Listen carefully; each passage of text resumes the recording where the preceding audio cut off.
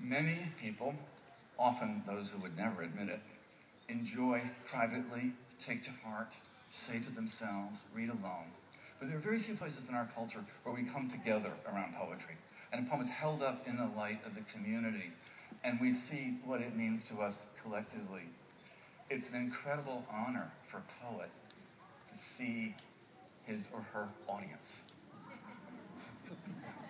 And not only that, you're in this beautiful garden where my dog is doing his best to wreck the Japanese anemones up front. And it just seems utterly remarkable to me. So how many of you were here last year when I was here?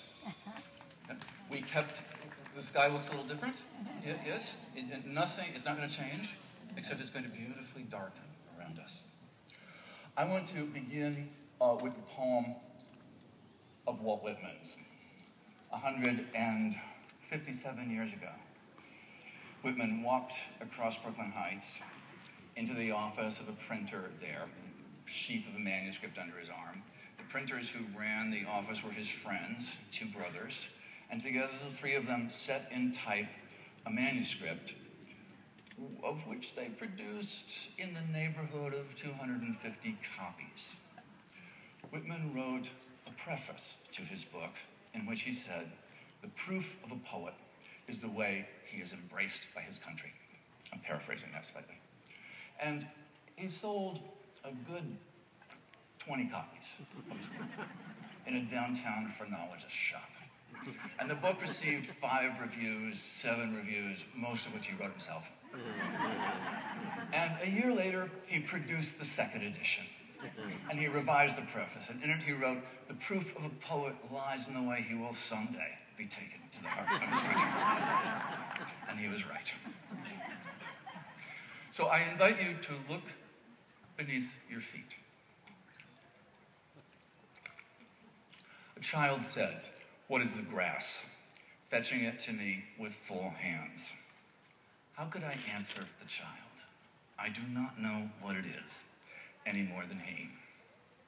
I guess it must be the flag of my disposition, of hopeful green stuff woven. Or I guess it is the handkerchief of the Lord, a scented gift and remembrancer designedly dropped, bearing the owner's names some way in the corners, that we may see and remark and say, "Whose?" Or I guess it is itself a child, the produced babe of the vegetation.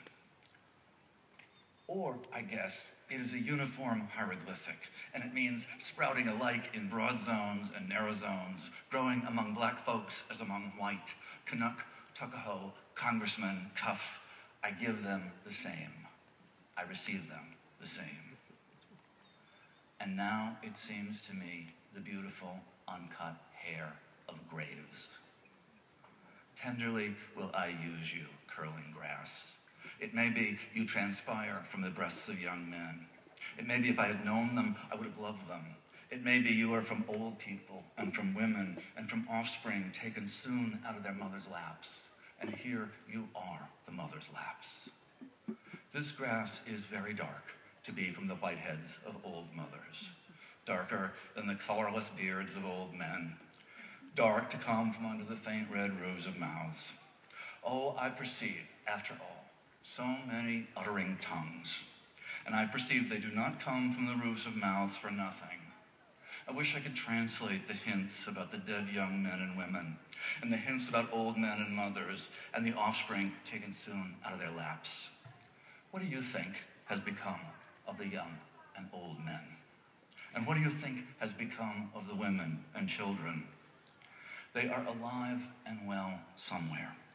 The smallest sprout shows there is really no death, and if ever there was, it led forward life, and does not wait at the end to arrest it, and ceased the moment life appeared. All goes onward and outward, and nothing collapses, and to die is different from what anyone had supposed, and luckier.